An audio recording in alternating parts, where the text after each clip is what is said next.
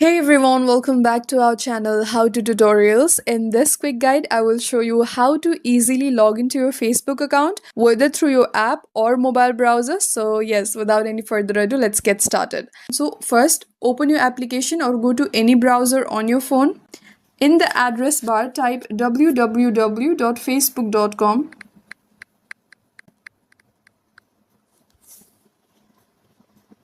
So you will enter a login page like this. So here, enter your email or mobile number and your password. If you cannot remember your password, simply tap Forgotten Password right below the login button to reset it easily. Once done, tap Login.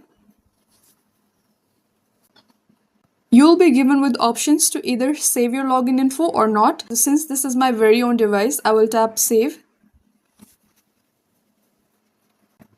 And you're in. That's how you log into your Facebook account. Like, share, and subscribe for more easy tech tips. Thank you for watching, and I'll see you in the next one.